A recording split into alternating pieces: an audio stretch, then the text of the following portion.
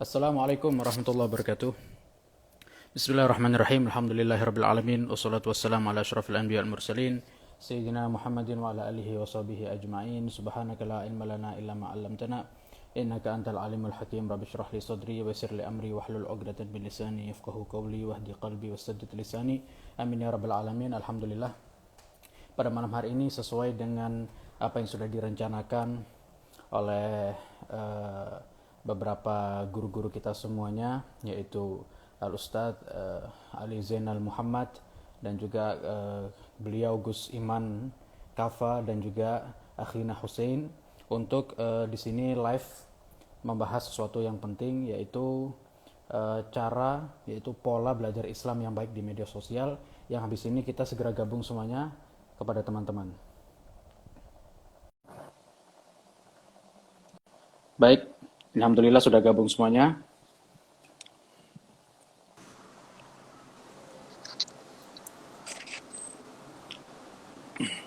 Alhamdulillah. Waalaikumsalam warahmatullahi wabarakatuh. Masya Allah. Apa kabar semuanya, sehat? Suara saya masuk ya? Alhamdulillah. Suara masuk. Hussein, cek. Laura Ucan pakai kopi ya? Mantap. Ini saya pakai Alhamdulillah. kopi ya. Oh iya. Pangling. Masya Allah. Alhamdulillah. Okay. Hussein, ini kita ini Gus Ebit sama Gus Iman. Ini kok headsetnya kembaran ini. Harusnya kita ini janjian pakai headset warna hijau juga sebenarnya.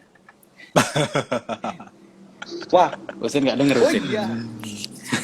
Iya. Aman. Iya. Ana sama antum sama-sama putih. Iya dah, ada temennya. Oke. Waktu Bisa dan tempat kita kami mulai persilahkan ke Gus Iman. Iya, silahkan. Oke. Sebelumnya ini suaranya sudah masuk baik dari Gus saya Ebit, ataupun kopi ya. Ya, Laura siap. Hussein Kok gelasnya atau sama? Pak Ebit, Kelas. Beb Fakih. Suara sudah masuk Walaupun semua ya? headsetnya ada kembar, gelasnya kembar. Iya. Enggak, gelasnya kembar minimal. Oke. Siap. Ini suara aman semua kan? Aman, terkendali. Di Laura Hussein. Oke. Enggak, aman. Baik, kita mulai. Assalamualaikum warahmatullahi wabarakatuh. Bismillahirrahmanirrahim. Alhamdulillahirabbil alamin. Wa bihi nasta'inu ala umuri dunya waddin wa ala alihi wa sahbihi ajma'in. Amma ba'd. Alhamdulillahirabbil alamin. Di malam hari ini kita ada sebuah pertemuan spesial, yakni sebuah pertemuan bersama insan-insan pilihan Tuhan, yakni orang-orang dari berbagai macam penjuru. Amin. Pertama dari Pasuruan, dari Madura, Bangkalan ya, Laura Hussein. Bangkalan. Dari Madura Bangkalan, Sekarang lagi lalu tinggal di Surabaya. dari Pak Ebit dari Jember. Nah, kita di malam hari ini itu sedang membuat sebuah event edukasi yang mana ini kita persembahkan untuk teman-teman semuanya yang ada di sini dengan harapan semoga ini bisa menjadi sebuah pegangan buat teman-teman yang ada di luar sana yang mengikuti live ini agar menjadi lebih terarah dan juga selektif dan semakin awas terhadap pengaruh belajar sembarangan di medsos. Tentu adanya event ini juga agar kita bisa menjadi lebih bijak untuk menggunakan medsos sebaik-baiknya. Nah, sesuai dengan runtutan yang sebagaimana kita schedulekan, nanti kita buat secara bergantian ya. Ini saya diamanahi sebagai pemulai acara atau biasa dikenal dengan moderator, nanti juga sedikit menambahkan yang mana ini nanti acaranya kita buat secara bergilir diskusinya. Tapi yang perlu diingat buat teman-teman semuanya, kita di malam hari ini itu diskusi santai, jadi jangan istilahnya jangan khawatir kalian tidak paham, insya Allah ini bisa dimengerti oleh semuanya. Tapi sebelumnya mohon maaf Habib Ahmad, bisa dipin nggak judul dari Siap. judul Saya dari kelupaan itu. tema malam hari ini? Maaf, temanya apa, Gus Ebit? Ya. Awalnya Pola apa kemarin? Pola belajar Apa awalnya? medsos gitu ya. Belajar Islam di medsos. pola gitu ya. belajar di Islam medsos. yang baik di medsos. Iya. Ya, Maulana, coba ini saya lihat. antum kan yang tadi mulai live. Jadi ana mungkin request biar gak keganggu sama komen mungkin di nonaktifkan saja. Kalau dinonaktifkan berarti yang dipin ini nggak berguna. Bisa mungkin Maulana. Enggak. Ana rasa enggak. Oh. Akan hilang. Tapi coba aja nggak apa-apa. Pola Oke, belajar oke. Soalnya pola. selain mempengaruhi jaringan bagi yang jaringannya lagi nge-lag dan sebagainya, komen itu ganggu banget. Oke. Ya, Ini Gus Iman kok ceket ya, Gus Iman ya? Ceket Loh. itu apa, Gus? Gus Iman kok keluar? Ceket itu ngelek itu apa? Oh, nge-lag. Oh gitu, nge-lag. Iya. Saya sendiri pun nggak ngerti arti ceket itu tadi. Ini apa komennya di off kan? Iya, Sepakat iya. ya? Nah, diopkan aja Maulana. Monggo. Oke, Sepakat. ya oke, sebentar. Tadi itu kesepakatan kita di akhir nanti insya Allah ada Q&A ya, diambil pertanyaan dari teman-teman. Iya, Itu siap. nanti mungkin nanti sebelum ditutup Oke. itu mungkin nanti ada Q&A-nya langsung kita buka berarti komennya gitu ya. Nggih, Q&A itu bisa. Maulana walaupun sudah dinonaktifkan bisa lewat Q&A yang ujung itu. Oh oke iya. Nanti Bisa lewat sana. Bapak moderator non sewu kepada Gus Iman Baik, nanti baik. milihnya di Maaf, tadi kolom komentar keputus. yang di bawah ya. Berarti Kolom ini komentar kita, yang di bawah. Iya ini yang kolom komentar yang di bawah yang ada tanda tanya itu. Sepertinya di kolom saya nggak ada. Oh, yang tanda tanya. Oke, siap. Ada ya, oke. Yang Ini sampingnya. berarti komennya saya off kan, jadi biar nggak begitu terganggu gitu ya. Nggih, Baik. siap. Siap. Masya Maulana. Allah ini ada Bisa kita mulai ya? ada Habib Ali Alkaf, Masya Allah tasarrufna Habib. Insya Allah.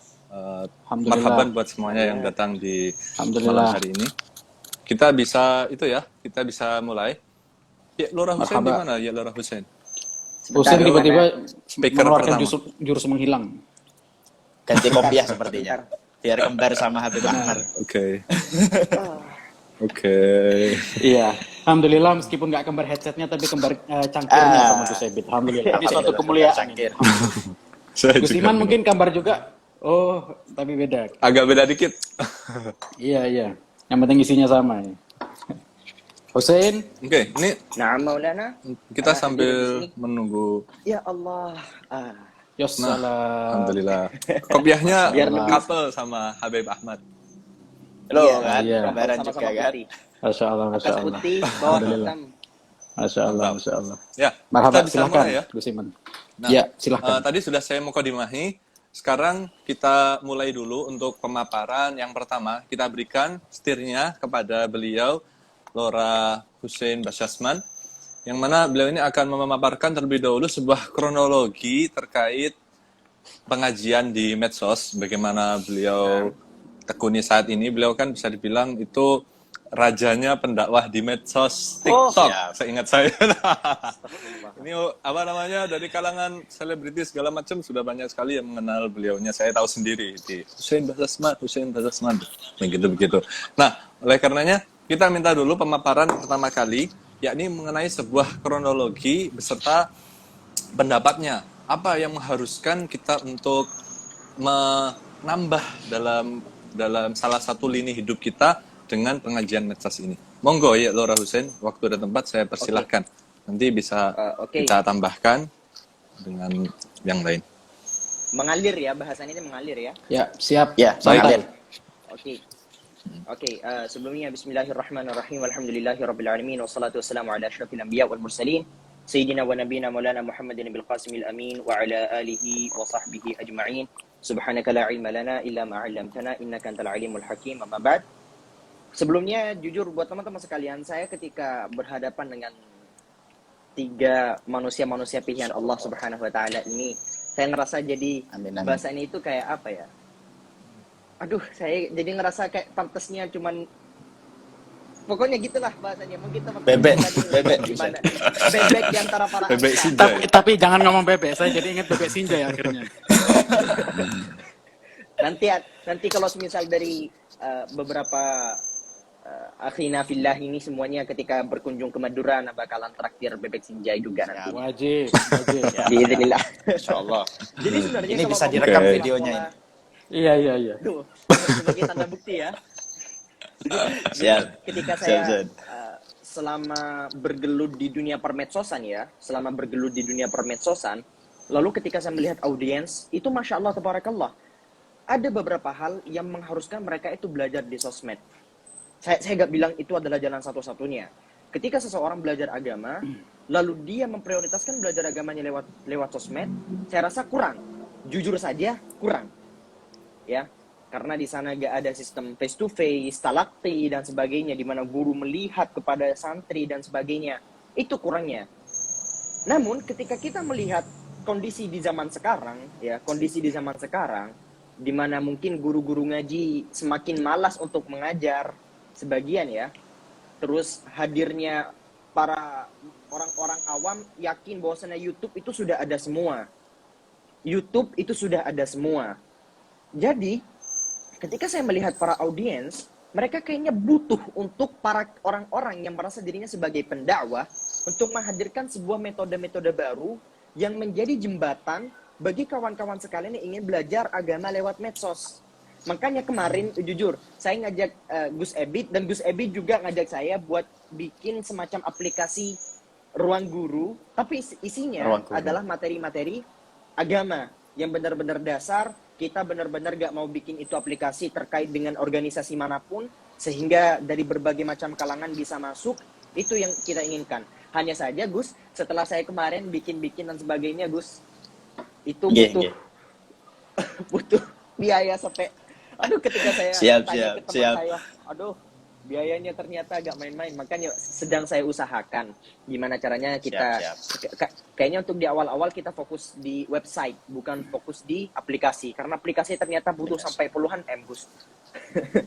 Itu iya, aplikasi yang mungkin kita lihat, oh sekedar aplikasi Facebook, sekedar aplikasi Instagram, cuman aplikasi Ruang Guru. Ternyata itu, Gus, setelah saya teliti, saya pelajari dikit, itu sampai butuh sampai puluhan M. Cukup untuk satu aplikasi itu. Aduh. Insyaallah. Jadi akhirnya Bebek Sinjai dapat tokonya itu. Saya beli bebek Sinjai dapat tokonya. Ya Allah. Jadi ketika saya bertemu dengan netizen, lalu dia bertanya ke saya, Husein, ketika saya pengen belajar agama dan sebagainya, saya gak bilang saya adalah seorang pakar agama. Nasallahu selama lafiyah. Saya gak berhak untuk mengatakan hal kayak gitu. Cuman saya di sini berdiri sebagai seorang santri. Nah, sebagai seorang santri lalu bertemu dengan santri lainnya, ketika dia bertanya, Sen, saya pengen belajar agama, apa yang harus dilakukan? Saya sama sekali gak pernah menyarankan mereka untuk belajar dari sosmed. Namun ketika saya merasa, tapi waktu saya sibuk, waktu saya begini, nah itu kan problemnya, waktu sibuk, guru gak ada di sekitarnya, lalu keadaan bagi dia untuk belajar talaqi face to face tidak memungkinkan, majelis taklim yang ada di sekitarnya adalah majelis taklim yang bahasanya manhajnya mungkin bertentangan dengan apa yang dipelajarinya hari ini, sehingga dia kesusahan dan butuh sesuatu di sosmed. Nah, makanya kemarin saya tuh sempat bahas mengenai keutamaan orang yang belajar di majelis itu melebihi orang-orang yang belajar dari internet. Salah satu di antaranya itu, saya dapat dari kitab Al-Hadits Qudsiyah punya Syekh Ali Juma ini. Jadi kumpulan-kumpulan hadis qudsi dikumpulkan jadi satu, teman-teman insyaallah punya. Jadi di hadis yang pertama itu agak panjang ya, maaf ya. Gak apa-apa, monggo. Oke. Ma jaa fi fadli dzikrillah ta'ala wa kalimatit tauhid. Jadi di yang pertama beliau menjelaskan di dalam Sahih Al-Bukhari, Allah tabaraka wa taala, beliau qala hadatsana Qutaibah bin Sa'id qala hadatsana Jarir 'an al-A'mash 'an Abi Shalih 'an Abi Hurairah radhiyallahu anhu qala Rasulullah sallallahu alaihi wasallam. Ini buat netizen. Saya enggak mungkin ngajarin tiga manusia dengan Allah. Jadi ini buat netizen ya. Jadi kalau bukan netizen semua, sharing bahasanya, bukan ngajarin.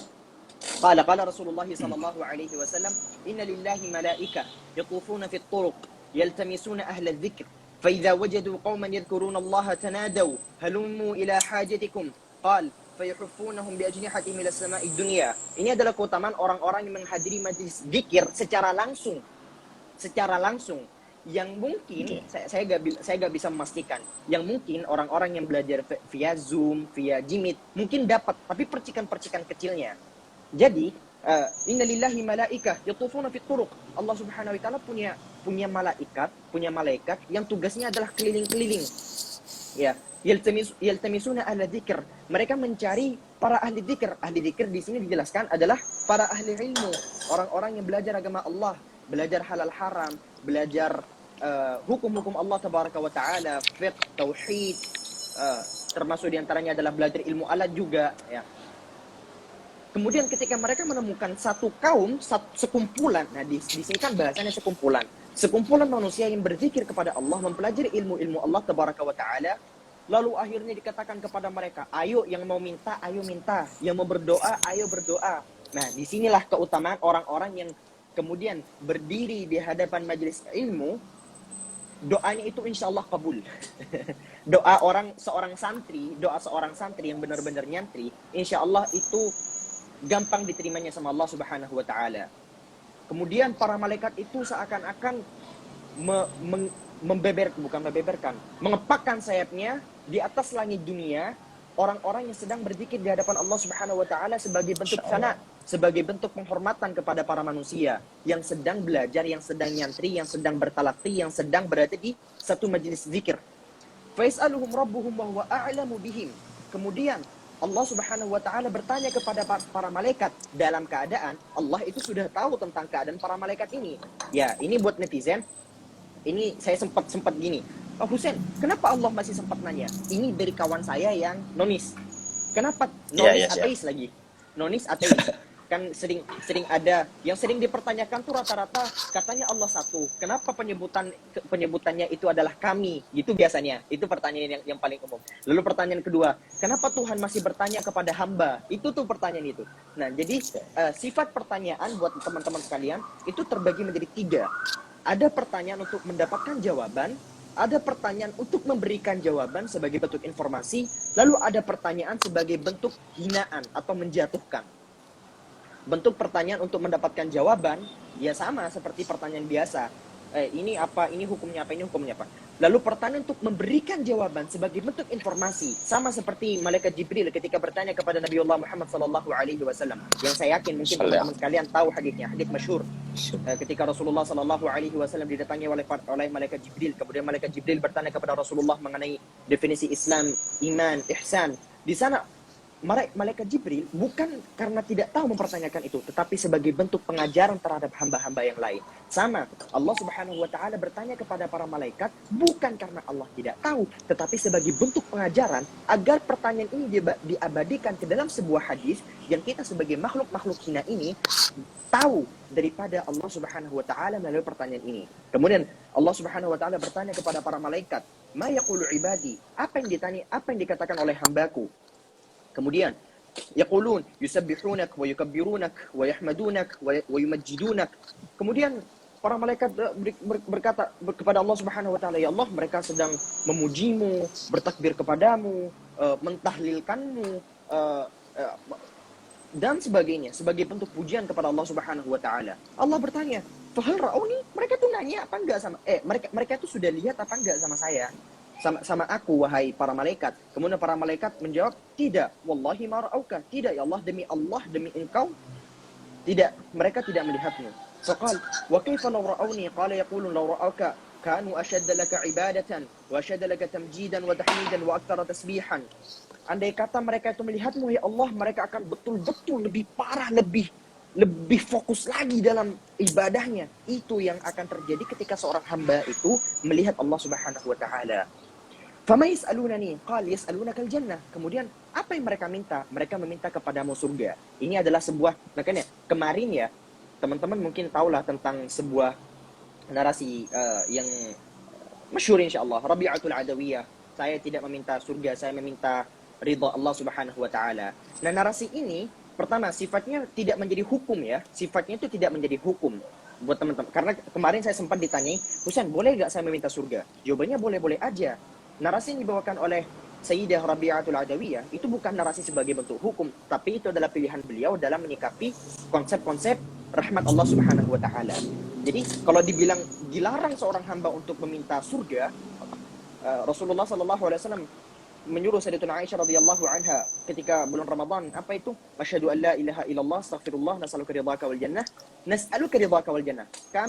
As'aluka ridhaka wal jannah. Aku meminta kepadamu ridha dan surga. Jadi ini juga termasuk doa matur dari Nabi sallallahu alaihi wasallam, meminta ridha dan surga. Nah, apakah mereka sudah melihatnya?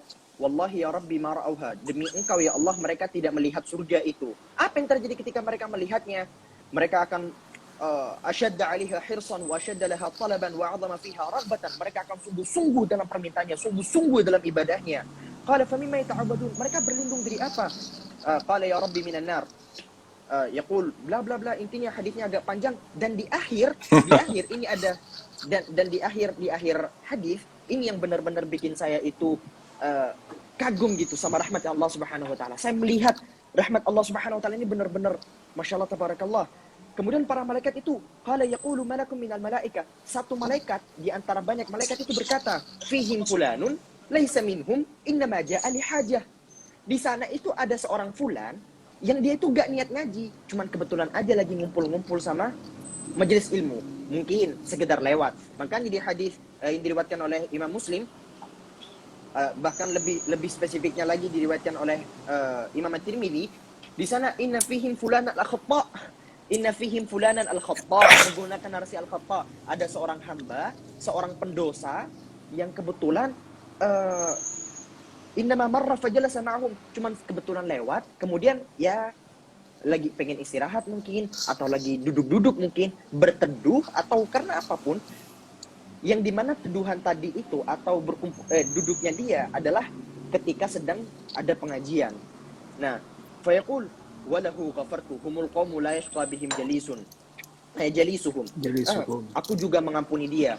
Aku juga mengampuni dia. Itu Allah Subhanahu wa taala berfirman, aku juga mengampuni dia sebab dia itu tidak ada niatan untuk merusak majelis tersebut. Dalam artian keutamaan daripada majelis face to face, majelis zikir, jangankan orang yang ngaji, orang yang enggak ngaji pun mendapatkan rahmat, mendapatkan pengampunan dari Allah. Orang mungkin sekedar dipaksa sama temennya buat ikut pengajian, ujungnya di pengajian dia gak dapat ilmu sama sekali. Dia mungkin main HP kayak, atau mungkin taunya ngobrol sambil ketiduran kayak. Dia juga dapat rahmat dan maghfirah dari Allah Tabaraka wa Ta'ala. Nah, makanya kalau ditanya tentang keutamaan belajar di sosmed dan sebagainya, saya bilang tentu lebih utama belajar face to face. Hanya saja ketika kita bertemu dengan dalil daripada, sekarang ketika kita temukan dalil daripada ini sering banget digunakan ya, padahal hakikatnya dia punya banyak waktu cuman gara-gara malas aja. Dia bisa untuk meluangkan waktunya. Ini yang saya temukan. Dia bisa untuk meluangkan waktunya. Seminggu sekali kayak dua kali seminggu kayak. Dia bisa. Saya menemukan banyak dari kawan-kawan saya. Misalnya saya pengen belajar agama tapi gini-gini. Lalu ketika saya tahu kehidupan dia bagaimana, dia bisa untuk pergi ke majelis zikir, majelis ilmu. Hanya saja dia memilih buat tidak karena didahului malas. Atau mungkin dia merasa bosan YouTube saja sudah cukup. YouTube, tapi ketika kita bertemu dengan orang yang benar-benar dia ada waktu untuk belajar agama, saya rasa lebih baik daripada dia nonton hal-hal lainnya, goyang dua jari kayak, atau berbagai macam lainnya. Tentu belajar agama jauh lebih diutamakan daripada yang lainnya. Jadi ketika saya melihat audiens, tentu yang benar-benar bikin mereka sulit untuk mempelajari ilmu-ilmu agama lewat real life, secara real life, yang pertama terbatasnya guru di dunia nyata. Yang kedua, keadaan dia yang tidak memungkinkan, izin orang tua kayak, atau hal-hal lainnya. Yang ketiga mungkin adalah nemu guru di sekitarnya, tapi ternyata ajaran yang diajarkan adalah benar-benar bertolak belakang, tidak sesuai dengan koridor manhaj kita Ahlus Sunnah wal Jamaah, dan berbagai macam hal lainnya lah. Jadi mungkin untuk solusi lebih lanjut, Habib Ahmad, Gus Ebit, Cak Iman, Gus Iman juga punya hal yang lebih banyak lagi. Terima kasih banyak kepada Lora Hussein Basyasman. Sangat luar biasa sekali pemaparannya. Ini karena tadi konsepnya adalah bicara secara bergantian. Ini coba saya ambil porsi saya dulu ya, sebelum nanti dilanjutkan oleh Pak Ebit dan juga Habib Ahmad. Siap. Monggo, Gus. Berkesinambungan dengan apa yang disampaikan oleh Lora Basyasman tadi, bahwa sebetulnya kita itu tidak bisa mengingkari dan juga tidak bisa memungkiri sejatinya yang namanya majelis secara langsung itu adalah yang terbaik. Saya ingat pada sekitar kayaknya 2 tahun yang lalu atau 1 tahun yang lalu, di saat saya diundang salah satu podcast santri mengaji, di situ lagi membahas tentang masalah hal-hal seperti ini persis, yakni mengaji melalui media sosial. Dari situ saya mengumpulkan berbagai macam referensi dan juga diskusi sama teman-teman mengenai keutamaan tentang sebuah majelis apabila dibandingkan dengan majelis media sosial. apabila dibandingkan dengan mengaji melalui media sosial. Untuk yang pertama yang bisa saya kutip, itu adalah sebuah makalah daripada beliau Habib Abdullah bin Umar Asy-Syadhili. Beliau menyampaikan bahwa al-ijtima'atu fiha sirrun 'azimun. Sebuah perkumpulan yang di sana ada sebuah majelis zikir dan majelis ilmu, ini lebih tepatnya sebuah majelis fisik gitu ya. Ini terdapat sebuah rahasia yang sangat agung. Jadi kita nggak bisa memungkiri yang namanya majelis yang terbaik itu adalah saat kita bertemu langsung dengan orang-orang terkait. Dan juga saya ingat dulu pada saat saya mengisi di ruang santri mengaji tersebut, itu juga semacam ada sebuah pembahasan fikih nanti akan disampaikan oleh Gus Ebit ya, atau mungkin Habib Ahmad, mengenai kefadilan mengaji melalui medsos. Diambilkan melalui dua pemaparan. Pemaparan pertama itu diambilkan dari segi ilmu tentang periwayatan hadis, nanti akan disampaikan oleh Gus Ebit atau Habib Ahmad. Yang kedua yang diambilkan dari sebuah pertanyaan yang dilontarkan kepada Habib Umar yang pada pertanyaan tersebut itu menjelaskan tentang seberapa bisa dikatakan sebagai memperoleh sebuah ilmu apabila jalurnya melalui sebuah media sosial. Dan tidak disangka pada saat itu beliau Habib Umar itu menyampaikan sebuah jawaban yang terbuka, yang kurang lebih beliau menyampaikan, yakni engkau selagi sudah begitu tahu siapa yang menyampaikan dan engkau bisa mengambil ifadah, engkau bisa istifadah dari pemaparan orang yang disampaikan, itu tetap bisa mendapatkan sebuah barokah dari talabul ilmi melalui internet. Beliau bilangnya seperti itu. Akan tetapi yang harus diperhatikan adalah kita harus tahu guru yang menyampaikan itu mereka mengambil melalui ilmu yang ilmunya itu bisa dikatakan memiliki sanad, terpercaya ilmunya. Nah, ini merupakan PR bagi teman-teman yang rajin mengaji melalui medsos mungkin, kalau memang ada, untuk selektif siapa guru yang kita hendak berguru kepada dia. Apakah sanadnya ini memiliki sanad yang sesuai ataupun tidak. Cara paling mudah kita bisa mengetahui melalui alma maternya biasanya. Contoh Gus Ebit alma maternya dari berbagai macam pondok, diantaranya dari Pondok Lirboy dan seterusnya. Hal-hal seperti ini bisa kita jadikan sebuah acuan bahwa sanad yang didapatkan oleh orang yang kita ngaji kepada orang terkait itu memiliki sanad yang jelas. Berikutnya, kalau misal kita singgung mengenai majelis ilmu lagi, ada banyak sekali sesuatu yang menunjukkan bahwa majelis ilmu itu tiada tandingan. Pertama bisa kita ambil dari sebuah makalahnya beliau Ka'bul Ahbar. Sampaikan seperti ini Ka'bul Ahbar itu. Lau anna thawaba majalisil ilmi badalin nas laqtatalu alaihi hatta yatruka kullu dhi imaratin imaratan wa kullu dhi suqin suqahu. Kalau saja ada seseorang yang tahu ganjaran daripada majelis ilmu, dia datang ke majelis ilmu, itu mereka tahu ganjaran tersebut, tahu pahala yang akan mereka dapatkan, niscaya mereka akan saling berebut, bahkan saling membunuh. Dan mereka akan sampai meninggalkan terhadap pekerjaan mereka, bahkan pekerjaan yang termulia sekalipun, bahkan pekerjaan yang terpenting sekalipun. Sebagaimana pekerjaan berdagang dan seterusnya. Nah, ini menunjukkan bahwa yang namanya majelis ilmu itu pahalanya tiada tandingan. Nah, sesuai dengan apa yang disampaikan tadi Laura Basyasman, bahwa ini memiliki sebuah taraf yang berbeda antara majelis ilmu yang fisik dengan majelis ilmu yang non fisik. Tapi semuanya ini tetap kita anjurkan gitu, tapi dengan memakai taraf yang berbeda. Nah, berikutnya lagi sesuatu yang sekiranya kenapa kita lebih menyarankan untuk bertatap muka langsung dengan guru. Pertama adalah ada sebuah makalah bunyinya seperti ini. Inda dzikris sholihin tanzilur rahmah. Fa kaifa bi mujalasatihim wa kaifa bi dzikri aslahis sholihin rasul. Fa kaifa bi dzikri aslahir sholihin rasul. Nah, kalau semisal kita tahu bahwa inda dzikris sholihin tanzilur rahmah, saat kita mengingat terhadap orang-orang soleh ini akan turun rahmat, kita tahu itu. Bagaimana apabila kita bermujalasah langsung dengan beliau-beliau? Ini kan merupakan sesuatu yang kita jelas tentu sepakat. Fadilahnya luar biasa banyak. Wa kaifa bidzikri aslahis sholihin rasul, dan bagaimana saat kita mengingat-ingat saat kita melihat, saat kita mendengarkan terhadap para sholihin yang mana itu merupakan sebuah jalur penyambung dari apa yang disampaikan oleh Rasulullah. Nah, mengenai tentang yang kita kaitkan dengan tema, yakni sebuah pola pikir, pola belajar di medsos, ini saya kira pola pikirnya adalah kita tetap tidak menafikan sebuah pembelajaran di medsos, tapi yang kita jadikan sebagai tendensi utama daripada kita membiarkan diri kita pengangguran, daripada kita membiarkan diri kita untuk nganggur-nganggur nggak jelas, maka akan lebih baik kalau semisal kita mengamalkan bagaimana itu kun mustafidan kulla yaumin ziyadatan minal ilmi wasbah min buhuril fawaidi, yakni menjadikan diri kita agar senantiasa istifadah di kapanpun dan manapun.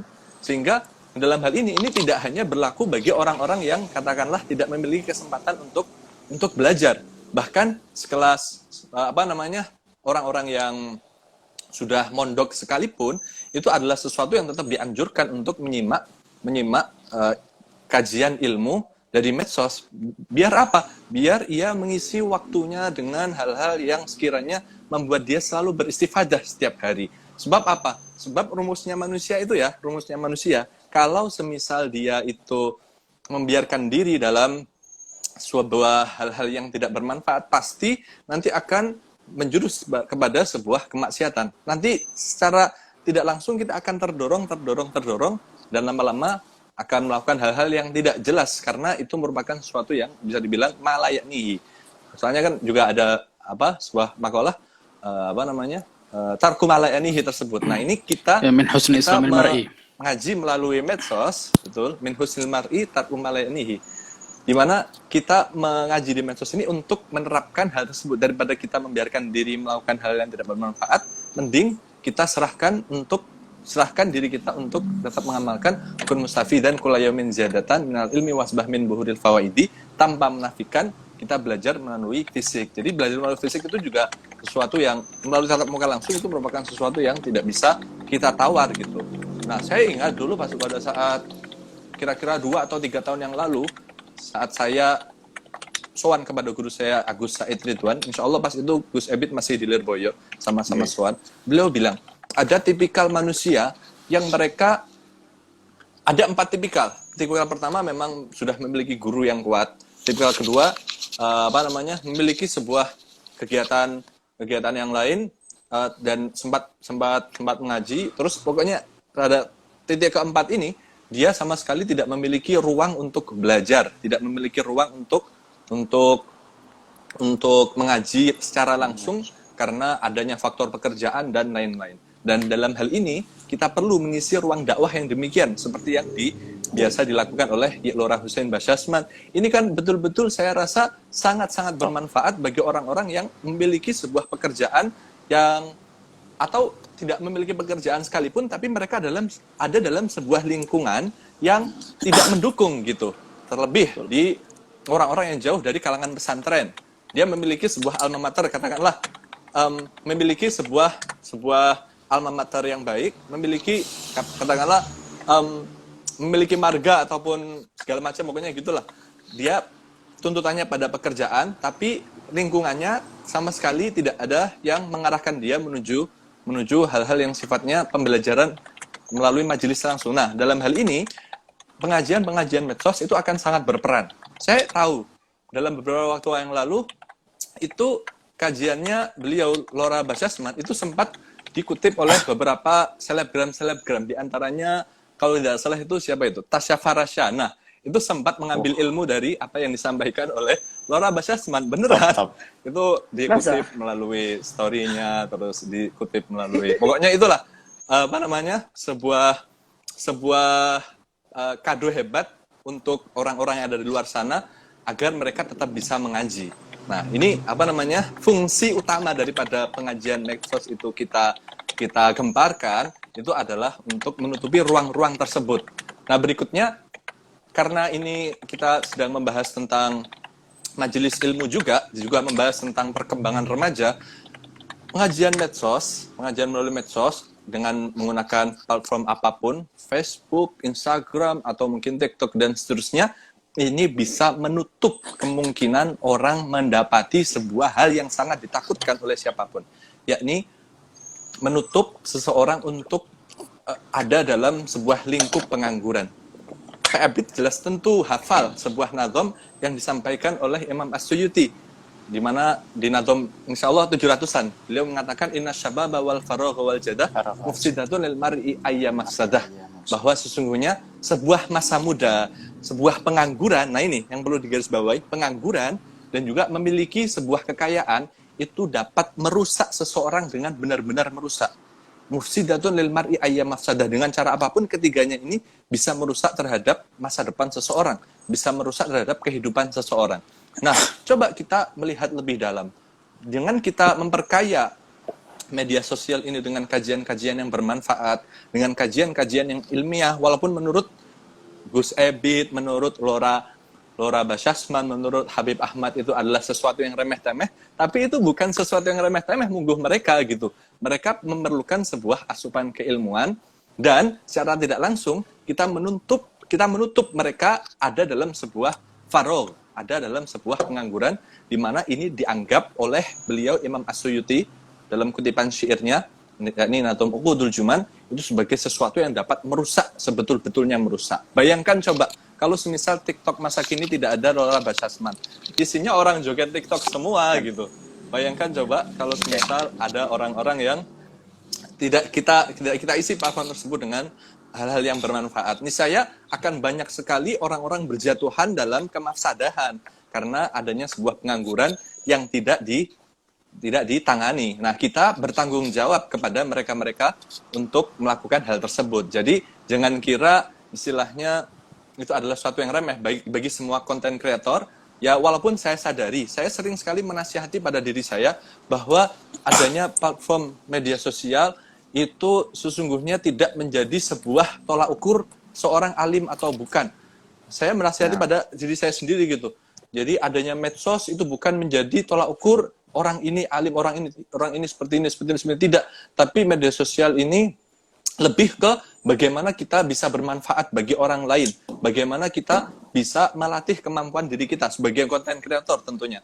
Dan juga bagaimana kita istilahnya menolong orang lain yang aslinya, membuat mereka yang aslinya tidak tahu menjadi tahu. Tetap tolak ukur kita dalam belajar tidak bisa kita mengandalkan belajar melalui medsos. Kita harus betul-betul bertatap muka dengan guru. Kita betul-betul belajar membaca hal-hal seperti inilah yang memberikan sebuah perkembangan yang signifikan. Ini nasihat untuk saya sendiri. Maksudnya saya sendiri juga dalam hal ini masih berjuang gitu. Bagaimana untuk membalanskan antara tugas kita di real life untuk belajar, untuk mengembangkan kemampuan kita sendiri, dan bagaimana kita mengasah kemampuan berdakwah, mengasah kemampuan speaking di depan umum, mengasah kemampuan gimana supaya kita jadi manusia yang bermanfaat, kayak gitu. Jadi bisa dibilang tidak sepenuhnya itu membawa sebuah kemanfaatan, tapi juga tidak sepenuhnya ini dikatakan buruk. Medsos itu saya rasa seperti itu. Jadi kita sendiri yang punya kendali, kita sendiri yang punya pilihan. Dan untuk kalian-kalian semua yang belajar melalui medsos, ini yang perlu diingat bahwa belajar itu tidak bisa kita buat main-main gitu. Saya mendapati sebuah makalah dari salah satu seorang, la tal'ab fi thalathati mawadi'ah. Janganlah kamu bermain dalam tiga tempat. Pertama, fis sholah, kedua, fit du'a, ketiga, fit thalabil ilmi. Jadi untuk kalian-kalian semua yang suka waruh, untuk kalian-kalian semua yang belajar ke Habib Ahmad atau kepada Gus Ebit, kepada Lora Basyasman, ini sebisa mungkin istilahnya kalau memang kalian memiliki niatan yang sungguh-sungguh untuk belajar melalui medsos, yaitu jangan istilahnya kalian dominasi dengan semacam berperilaku yang kurang baik di saat apa namanya orang-orang terkait ini menyampaikan ilmu. Sebab yang namanya kita kalau ingin mendapatkan barokah dari ilmu, ya harus ada sebuah kesungguhan, harus ada sebuah adab kayak gitu. Jadi jangan kira istilahnya untuk kalian-kalian yang ngaji di Lora Hussein Basyasman terus dengan seenaknya ngatain bla bla bla bla bla bla.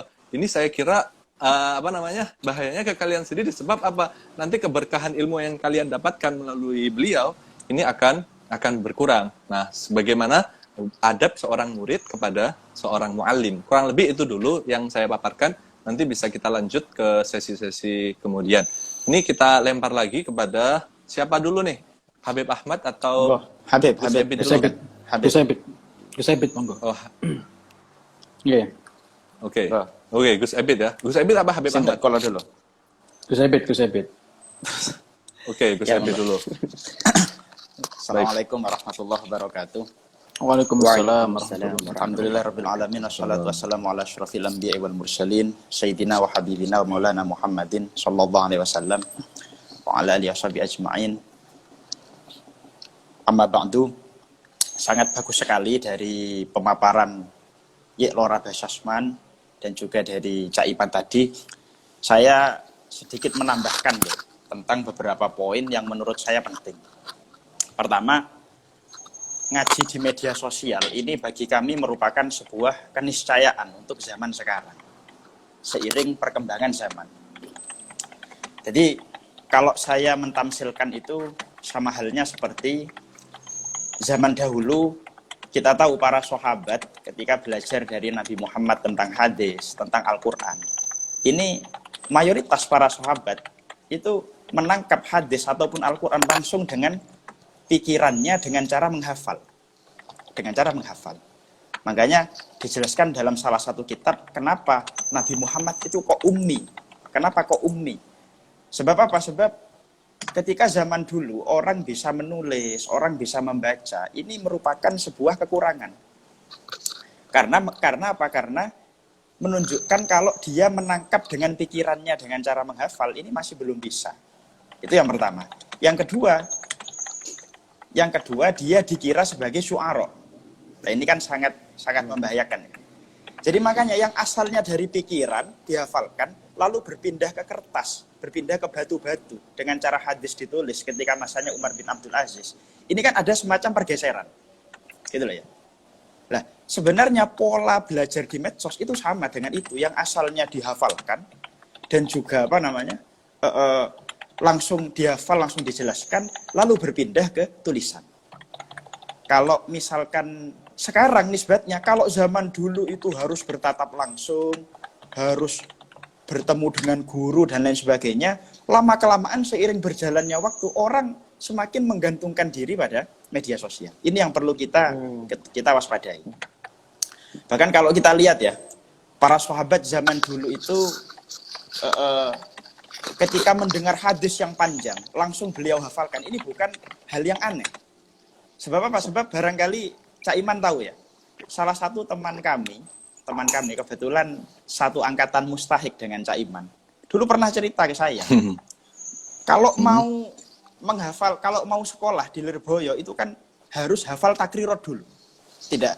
Jadi ketika masuk harus modal hafal takrirot, penjelasan pelajaran gitu. Dan syarahnya. Teman-teman yang belum tahu takrirot. Iya. Apa itu apa? Itu teman saya, kebetulan temannya Cak Iman ini, itu pernah membaca takrirot itu satu kali, bisa langsung ditutup, bisa langsung dia ulang secara langsung. Nah ini menunjukkan kalau apa? Kalau sebenarnya realitas sahabat zaman dulu, untuk zaman sekarang itu masih ada. Nah, itu yang pertama. Yang kedua, tidak bisa dipungkiri kalau medsos ini menghilangkan kepakaran. Media sosial ini menghilangkan kepakaran. Dari pertemuannya. Kita belajar di media sosial 8 jam satu hari dengan cara membaca atau bagaimana. Ini tidak bisa mengungguli orang yang belajar di pesantren, orang yang belajar secara talaki kepada orang lain. Ini loh ya, kepakarannya dalam bidang nahwu, dalam bidang fikih, ini ya, tidak akan bisa. Sebab seperti dijelaskan oleh Lora Basasman tadi, kalau apa? Al-ijtima'at itu perkumpulan dengan guru ini merupakan fadilahnya sangat besar. Jadi makanya ya, kalau katanya Habib Abdullah bin Umar seperti dikutip Cak Iman tadi, al-ijtima'at fiha sirrun adzim. Bahkan kalau saya boleh menambahkan ini ya, Syekh Yusuf Al-Khattar itu menjelaskan, kalau kita umpamakan sekarang ya, belajar di media sosial itu kan umpamanya sama halnya seperti kita baca kitab gitu ya, tanpa ada gurunya. Kita baca keterangan, kita mendengarkan kan gitu ya. Hampir sama lah. Lah ternyata apa? Ternyata Syekh Yusuf Al-Khattar mengatakan, kalau al-akhir as-salim anil kitab as-salim fihi al-ajru faqat. Kalau orang yang mengambil dari kitab yang benar, kitabnya itu benar ya, dia mendapatkan pahala saja. Tapi sedangkan orang yang mengambil ilmu dari guru secara langsung, dia mendapatkan al-ajru fafi al-ajru wa fi al-wusulu ma'an li'anna fihi sirrul imdad bil barokah. Dia mendapatkan pahala dan dia juga mendapatkan fadilah wusul sampainya sanad. Sebab apa? Dengan pertemuan ini ada rahasia karunia Allah yang berupa barokah. Lalu apa? Warabtul murid bil habli al muhammadi. Dan dia semacam apa ya? Tersambung sanadnya kepada Nabi Muhammad. Sebab guru-gurunya itu jelas. Guru-gurunya jelas. Wadzalika asbahu bitayyar al-kahrobai la yantakilu illa bil musid. Jadi perumpamaan kita belajar pada guru itu seperti halnya aliran listrik. Aliran listrik tidak akan mungkin bisa kecuali ada kabelnya, kecuali ada salurannya. HP tidak akan mungkin bisa untuk untuk hidup. Lampu tidak akan bisa kecuali ada aliran listrik yang mengalir secara langsung. Sama halnya dengan ketersambungan kita pada guru.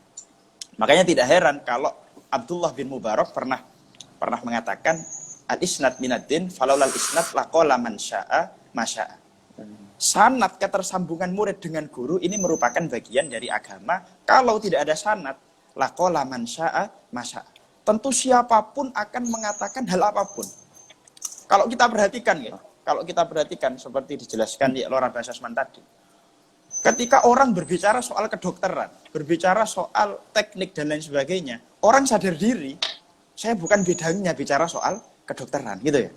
Tapi ketika bahas soal agama gitu ya, tukang becak, gojek dan lain sebagainya, itu semuanya rata-rata sok tahu gitu loh ya. Ketika ngobrol agama itu terkesan apa? Sok tahu. Sebab apa? Mereka bisa mengakses agama itu walaupun tadi medsos itu syarat dengan hilangnya sebuah kepakaran. Jadi benar apa kata Cak Iman tadi. Kalau apa? Saya sangat mendukung langkahnya Lora Basasman ini ke TikTok. Sebab filosofi dakwah itu menurut saya pribadi ya, itu adalah mengisi ruang kosong. Ya. Filosofi dakwah itu kan mengisi ruang kosong. Jadi sementara ini yang dakwah di TikTok itu masih banyak sekali lahannya itu ya. Banyak sekali lahannya. Nah ini kalau ada yang menjurus ke arah sana ini sangat baik menurut kami. Lalu selanjutnya Abdullah ibn Mubarak mengatakan masalul ladzi yatlubu amradinihi bila isnadin kama salil ladzi yartaki lisathi bila sulamin. Perumpamaan orang yang mencari urusan agamanya dengan tanpa adanya sanad itu seperti halnya dia naik ke panggung tapi tidak menggunakan tangga gitu ya. Jadi gitu. Sebab apa? Sebab dia gitu. Tidak punya sanad. Akhirnya ketika ditanya, loh, ilmu kamu ini dapat dari mana? Sanadnya bagaimana? Yuk ada sanadnya. Saya Google langsung Rasulullah. Gitu biasanya. Ini kan apa ya? Semacam hal-hal yang dibuat-buat. Makanya bagi kami, kalau memang masih memungkinkan belajar secara langsung, coba kita cari orang-orang di sekitar kita yang sekiranya bisa menyampaikan ilmu pada kita secara langsung. Sebab berkumpul dengan guru secara langsung fi hasirun adzim. Lalu upayakan ketika kita memang tidak bisa dan terpaksa harus belajar lewat media sosial, kita sebelum mengikuti ucapan orang yang menyampaikan, kita harus tahu dulu profil dari pendakwah. Gitu ya. Profil dari pendakwah. Jangan asal, wah ini ada kata-kata quote bagus dan lain sebagainya, langsung kita ambil. Hukum dengan semena-mena langsung kita ambil. Sebab apa? Sebenarnya ini ada tatarannya gitu ya. Ada tatarannya. Makanya kalau saya mengkaji itu ya, misalkan gini. Hal yang umum saja, hal yang umum. Misalkan melihat pada orang yang bukan mahramnya, wajahnya orang yang bukan mahramnya, gitu ya. Nah ini kan auratnya orang perempuan ketika kharijah sholat itu kan jami'ul badan, versi Imam Syafi'i. Ya, versi Imam Syafi'i jami'ul badan. Walaupun di sana ada khilaf, Imam Rafi'i itu mengatakan tidak apa-apa orang melihat wajahnya orang perempuan. Gitu ya. Tapi ternyata menurut Imam An-Nawawi as-soheh itu tidak boleh. Menurut kaul sohehnya Imam Nawawi itu tidak boleh melihat wajahnya perempuan secara langsung. Lah, kalau kita, mohon maaf, orang yang menyampaikan tanpa ada pengetahuan fikih yang mendalam, ini langsung mengatakan, oh tidak apa-apa melihat wajahnya perempuan, sebab ada perkhilafan. Loh, padahal secara konsep fikihnya, Imam Nawawi sama Imam Ar-Rafi'i ketika berbeda, yang didahulukan Imam An-Nawawi. Dan apa? Ketika itu adalah kaul yang as-soheh, itu adalah pendapat as-soheh, mukhalifus soheh, pendapat yang berbeda dari kaul soheh, itu dihukumi fasid dan tidak bisa diamalkan. Ini salah satu contoh. Salah satu contoh. Maka tidak heran kalau apa? Kalau Imam Al-Bajuri memberikan apa? Penengah-nengah. Kalau apa? Bagi orang yang mau melihat wajahnya seorang perempuan di luar sholat, dalam keadaan ikhtiar, dia dianjurkan untuk mengikuti madhab Maliki yang mengatakan boleh melihat wajahnya orang perempuan ketika tidak ada syahwat. Nah, hal-hal yang, mohon maaf ya, hal-hal yang aneh-aneh semacam ini kadang sangat sekali orang yang paham. Maka dari itu saya menyarankan ketika belajar di media sosial, kita lihat profil dari pendakwah itu. Gitu loh ya. Lalu usahakan profil pendakwah itu direkomendasikan oleh orang-orang terpercaya yang memang kualitas keilmuannya diakui. Nah ini barangkali dari kami itu saja ya. Baratnya solusi dalam belajar di medsos. Okay. Mantap. Ya. Terima kasih banyak Pak Ebit telah mengisi ruang pendapatnya dari acara kita kali ini. Ini saya selaku moderator ya, bukan selaku sohibul acara. Sohibul acaranya tetap Habib Ahmad. Oh enggak. Nah, kita juga banyak. Kita akan ngambil banyak manfaat juga dari Gus Iman. Jangan salah paham. Waduh. Iya. Oke. Berikutnya saya bisa berikan waktunya kepada sohibul acara, beliau Habib Ahmad Bafaqih. Monggo. Ini saya sebelumnya saya mau bilang ya, kemarin pada saat saya bilang sama keluarga saya, sama orang tua saya, diajak live sama Pak Edwin dan seterusnya, saya dibilangin loh sama orang tua saya, bilang diniati istifadah ke pemateri-pemateri yang lain. Insyaallah. Allahu Akbar. Monggo, Habib Ahmad. Baik, terima kasih. Bismillahirrahmanirrahim. Alhamdulillahirabbil alamin wassalatu wassalamu ala asyrofil anbiya'i wal mursalin sayyidina Muhammadin wa ala alihi washabihi ajmain. Amma ba'd. Alhamdulillah, pada malam hari ini luar biasa. Ini kita semuanya ya. Ini saya mewakili daripada teman-teman yang hadir pada malam hari ini. Kita sudah banyak mendengarkan faedah-faedah yang sangat mahal, bak mutiara yang sangat sulit untuk dicari, tapi kita bisa dapatkan pada malam hari ini. Ini ibarat kalau ikan itu dagingnya udah dimakan semua, tinggal durinya aja. Ibarat kalau tebu manisnya udah habis, tinggal sepahnya aja. Serius. Durinya bisa dibuat abon, Beb. Oh iya. Oh, Masya Allah, enak berarti. Tapi saya nggak bisa itu. Kalau saya dibuang. Masya Allah.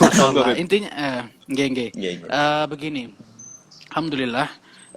Tadi dari Akhina Husein, kemudian Gus Iman juga tadi menyampaikan pemaparannya, kemudian oleh Gus Ebit tadi, itu luar biasa. Intinya satu dorongan kepada teman-teman sekalian, gimana caranya kalau bisa ya, kalau berguru itu ya bitalaqi, dengan muwajahah, dengan kita ini punya guru yang bisa sebagai mursyid, yang sebagai penunjuk kita begitu. Karena disebutkan tadi beberapa kalimat-kalimat, beberapa makalah-makalah, betapa pentingnya untuk kita ini belajar dengan secara bertatap muka. Ya, sebagaimana kita ketahui, sebagaimana ulama-ulama besar itu tidak ditemukan mereka itu belajarnya hanya sekedar, apalagi zaman dahulu memang gak ada media sosial ya. Jadi memang salah satu kunci keberhasilan mereka itu adalah dengan bitalaqi. Bahkan sekelas Al-Fakhrul Wujud, ya, Maula Inat, Syekh Abu Bakar bin Salim. Beliau itu berjalan daripada kota Inat menuju Tarim itu berpuluh-puluh kilometer setiap hari. Untuk apa? Untuk talaqi. Insyaallah. Ya, itu kalau bukan karena pentingnya talaqi, ya, itu buat apa buang-buang umur 40 berpuluh-puluh kilometer jalan setiap hari. Ya, Al-Imamul Bukhari salah satunya, beliau itu untuk mendapatkan satu hadis saja, beliau itu berjalan berpuluh-puluh kilometer untuk mendapatkan satu hadis. Ya, dan banyak lagi para ulama-ulama seperti Al-Habib Ahmad bin Zain Al-Habsyi dari kota Hautah menuju kota Hawi Tarim, menuju gurunya Habib Abdullah bin Alwi Al-Haddad. Beliau itu berjalan berpuluh-puluh kilometer untuk talaki kepada gurunya. Ini sudah menjadi satu bukti betapa pentingnya yang namanya kita ini punya guru yang kita bisa duduk satu majelis dengan beliau. Ya, sangat luar biasa. Sebagaimana tadi Habib Abdullah bin Umar Syatiri mengatakan, al-istima'at fiha sirrun azim. Pertemuan itu ada satu rahasia yang sangat agung.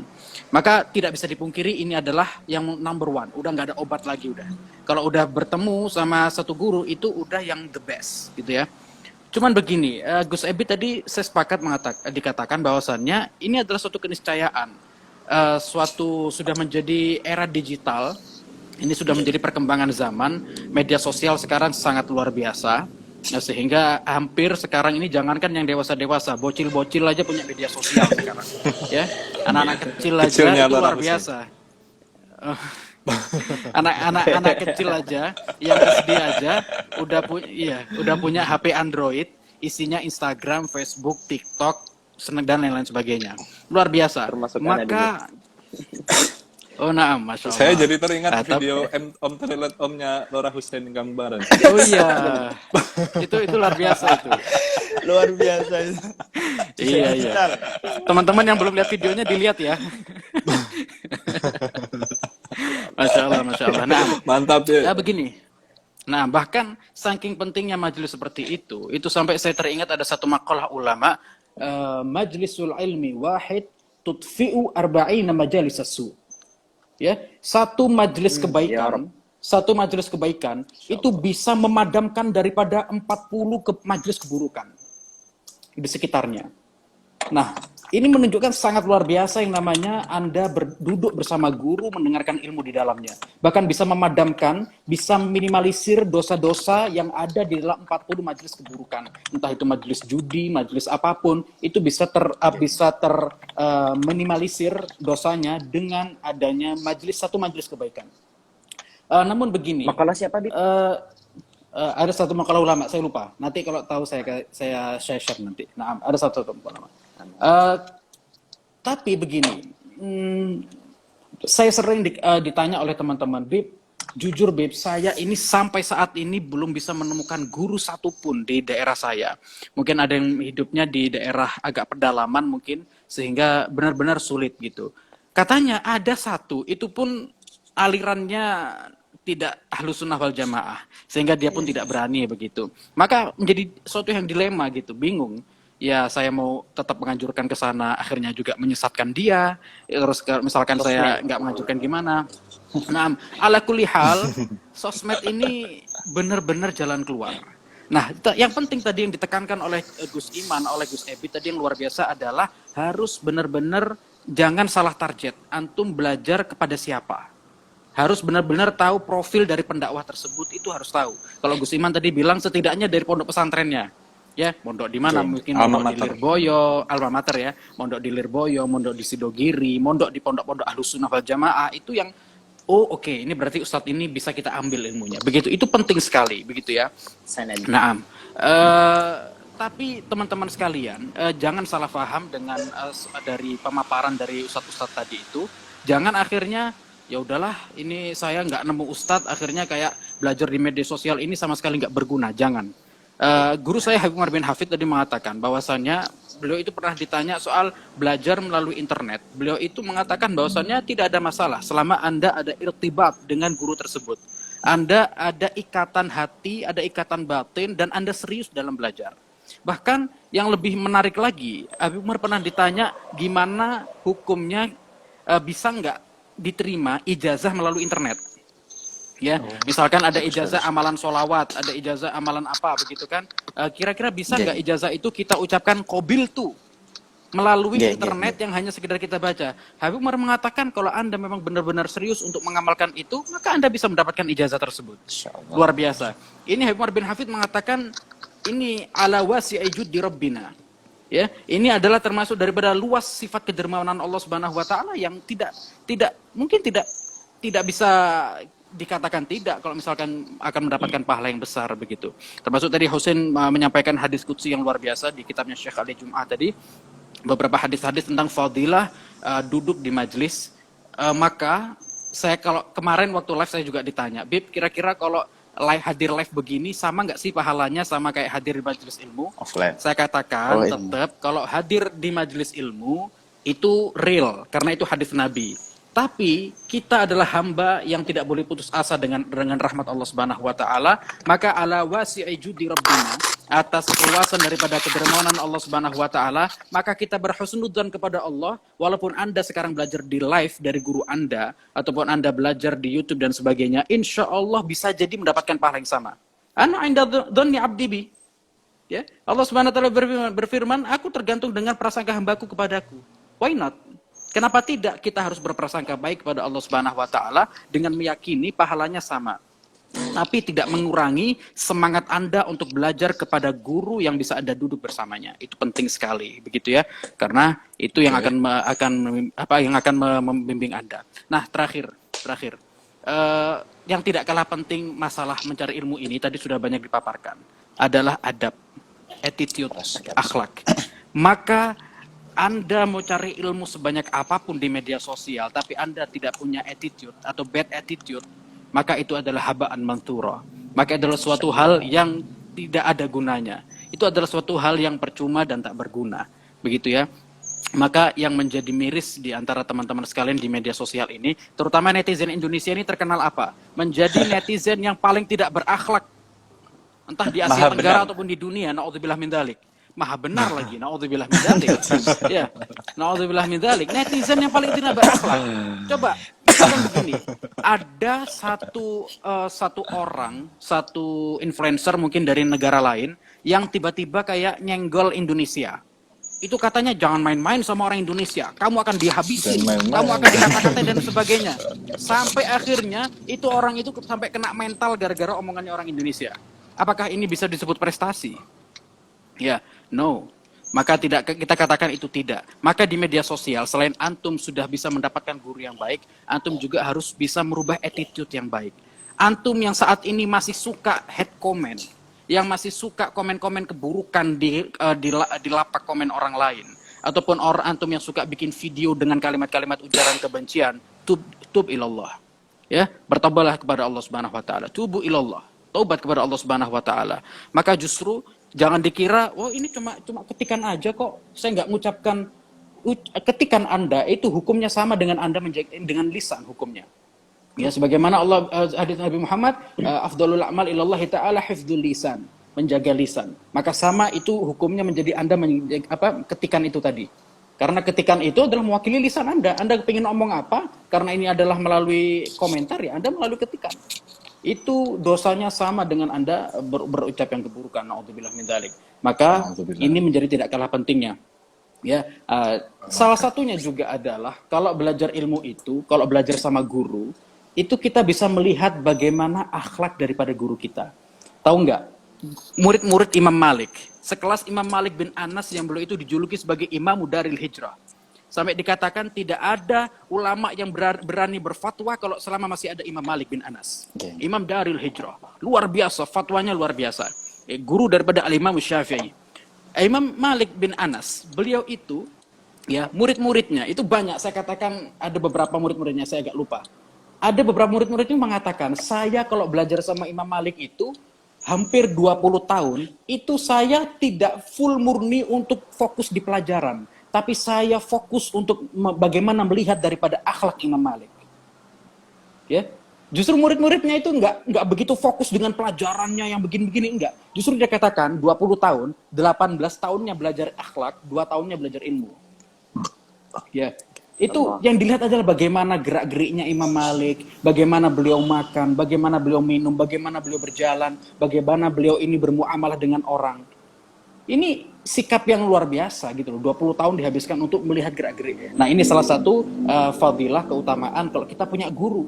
Kita bisa lihat ini gerak-geriknya bagaimana, ya pakai sandalnya bisa kita lihat, bagaimana kalau berkomunikasi dengan orang dan sebagainya. Begitu ya.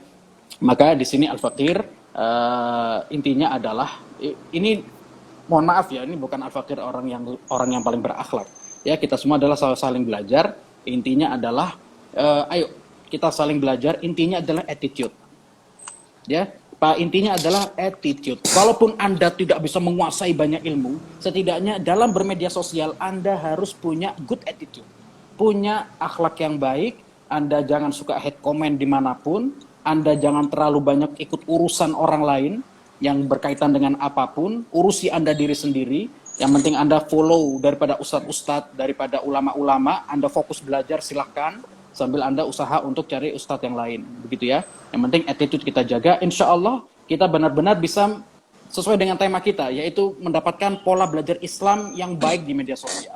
Selain Anda mendapatkan guru yang baik, attitude Anda jaga. Insya Allah, semoga Allah Subhanahu Wa Taala memberikan kita hidayah yang terbaik. Amin, amin. Amin, amin, amin, amin. Amin ya Ya, Rabbal sekian. Alamin. Ya, dari pemaparan Habib Ahmad, saya jadi sedikit teringat gitu dari sebuah nasihat untuk kita semua, terutama buat teman-teman yang gampang-gampang ngomenin, gampang-gampang hate comment. Saya ingat dulu beliau Gus Mus, Yai Haji Mustafa Bisri, itu menyampaikan terhadap kita semua edukasi dalam bermedsos. Jadi kita semua itu bagi seorang pemuda haruslah kita memiliki sebuah prinsip di mana setiap kali ia melakukan sesuatu itu harus ditimbang dulu. Ini apakah baik, baiknya kayak gimana, buruknya kayak gimana. Kalau misal kita berbuat keburukan, sebagaimana yang tulis dalam kitab Qawmi Utuyan, di situ bahayanya akan kembali ke kita sendiri. Kalau misal kita menyakiti ke orang lain, nanti orang yang terzolimi ini itu akan menuntut sesuatu kepada si zalim, kepada orang yang menzolimi, yang hate comment, katakanlah seperti itu. Kalau memang ia punya kebaikan, maka akan ditransferlah sebuah kebaikan tersebut kepada orang yang dizolimi, orang yang kita hate comment ini. Dan juga itu akan istilahnya merugikan kita sendiri gitu. Kita capek-capek beribadah, akhirnya kita menyerahkan amal-amal kita kepada orang yang kita zalimi. Kalau memang kita nggak punya sebuah kebaikan, maka kejelekannya orang yang zalimi itu akan ditransfer kepada kita, yaitu orang yang menzalimi. Oleh karena itu, sekali lagi bagi kita semuanya, teruntuk buat teman-teman yang gampang-gampang hate comment, itu kita harus selalu untuk menimbang dulu mana yang baik dan mana yang buruk. Insya Allah nanti kalau misal kita bisa seperti itu, kita akan bisa merealisasikan sebuah makna hakiki muslim sejati. Man saliman muslimuna min lisanihi wa yadihi. Dan saya ingat betul, dulu saya pernah baca-baca kitab, ada sebuah cerita, ini insya Allah dari Qawmi Utuyan, Rasulullah pernah bertanya kepada para umatnya, siapalah orang yang merugi, siapalah orang yang muflis? Dijawab sama para sahabat, mereka lah orang-orang yang tidak memiliki harta, mereka orang-orang yang miskin dirham, miskin dinar. Sama Rasulullah jawab, oh tentu tidak begitu. Orang yang merugi, orang yang muflis, orang yang betul-betul ada dalam kerugian yang nyata, ialah ia yang telah melakukan haji, melakukan sholat, dan berbagai macam ibadah yang sangat banyak, tapi ia tidak bisa menghentikan sebuah kezaliman yang ia lakukan kepada orang lain. Nah ini akan menyebabkan kelak di hari kiamat besok, pahala yang telah dia lakukan semuanya hilang, diambil, diberikan kepada orang yang dizalimi. Ingat semua teman-teman itu, pesan daripada Gus Mus. Saya ingat dulu beliau menyampaikan kayak gitu. Dan juga, ini sudah kita untuk awalan kita akhiri kayak gini dulu ya. Dan mungkin kita sebelum berpamitan bersama, sesuai dengan kesepakatan tadi, yakni sebagaimana disarankan oleh Habib Ahmad, Lora Hussein, dan juga Pak Ebit, kita istilahnya mencari sebuah guru yang betul-betul bisa dipertanggungjawabkan, dan lebih baik kita mengambilnya melalui sebuah rekomendasi-rekomendasi yang diberikan oleh orang-orang yang terpercaya. Saya ingat tahun lalu kan sering kan ada sebuah rekomendasi-rekomendasi. Barangkali kalian bisa merekomendasikan atau nanti bisa minta ke Habib Ahmad siapa aja, minta ke Gus Ebit, minta ke Lora Basyasman. Kalau Gus Ebit itu terkenalnya yang paling pakar dari muamalah, dan nanti ada bidangnya ini bagi seluruh influencer-influencer di media sosial ini, dan tentunya satu sama lain ini akan saling melengkapi. Ini sebagai penutup dari saya dulu ya, nanti saya jadi jawab ke teman-teman semuanya. Jawab Q&A. Ada oh gitu. Oke. Apa mungkin dipilih 2-3 pertanyaan aja yang simple-simple. Ya. Oke. Ada pertanyaan, saya pilih ya, satu aja ya. Nanti satu boleh ya. Kalau memang dari teman-teman netizen Jadi teman-teman netizen mengharapkan pertemuan ini kembali, nanti bisa direncanakan oleh beliau Habib Ahmad. Ini saya ambil satu, kita garap bareng ya. Ini sebuah pertanyaan. Tolong tipsnya buat ini yang itu aja ya, yang sekiranya kita bisa membuat para netizen semua mengambil manfaat ya. Oke. Gimana? Rata-rata ini Monggo, pertanyaannya tentang itu, tentang bagaimana caranya memperbaiki niat biar bisa istiqomah. Nah, rata-rata kayak gitu, terus juga apa namanya? Ya itu, rata-rata dari pertanyaan-pertanyaan yang masuk cara Yang berkaitan istiqomah. dengan ngaji online kira-kira Gus. Ada nggak, Gus? Kalau yang rata-rata itu masa Tentang pertanyaannya niat gini, itu. cara mendapatkan jodoh Niat. yang soleh gitu coba. Kalau itu Itu saya yang nanya harusnya. Harusnya saya yang Caranya nanya. sabar. Kebanyakan tanya soal niat ya. nggih monggo. Iya, Monggo. rata-rata Iya, kayak gitu. Kita ambil itu gimana? Kita ambil yang masalah Iya, monggo, monggo. masalah istiqomah itu. Saya dari tadi Oke, sambil saya- nyata. Ini Saya Kita- teringat dengan satu makalah dari Habib Ahmad bin Hasan Al-Attas. ambil. Siap. Ya. Jadi memang niat ini adalah suatu hal yang penting. Karena saya dengar juga sebelumnya kalamnya Syekh Abdullah bin Mubarak, beliau mengatakan rubba amalin saghir tu'azzimuhun niyah wa rubba amal kabir tusaghiruhun niyah. Ada kalanya amal kecil itu bisa dibesarkan dengan niat yang baik. Dan ada kalanya amal itu besar bisa menjadi kecil karena niat yang buruk. Begitu ya. Nah, maka ini menggambarkan betapa pentingnya niat. Niat itu banyak sekali. Ada niat karena menggapai ridha Allah, bisa mendapat syafaat Rasul dan sebagainya. Saya teringat Habib Ahmad bin Hasan Al-Attas mengatakan, "Idza ajazal insanu anin niyyah", kalau misalkan orang itu lemah dengan niat, artinya banyak niat-niat, katakanlah nawaitu ma nawahus salafus soleh. Talafus soleh. Oke. Nah, saya niat sebagaimana yang diniatkan oleh salaf soleh. Saya niat sebagaimana yang diniatkan oleh orang-orang soleh terdahulu. Nah, itu sudah mencakup dengan ribuan niat-niat yang pernah diucapkan oleh salaf soleh.